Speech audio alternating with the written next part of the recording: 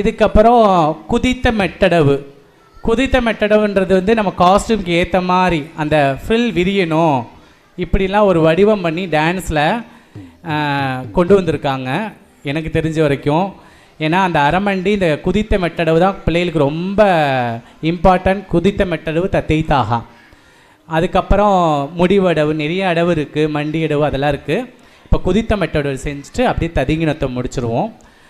இப்போ குதித்த மெட்டடவு ஃபஸ்ட்டு தேக தேகி தளங் குத்தக்க திக்கு தக்க ததிங்கினத்தோ தை ஹத் தை கி தை ஹத் தை கி தை ஹத் தை கி தை ஹத் தை கி தை ஹத் தை கி தை ஹத் தை கி தை ஹத் தை கி தை ஹத் தை கி தை ஹத் தை கி தை ஹத் தை தை ஹத்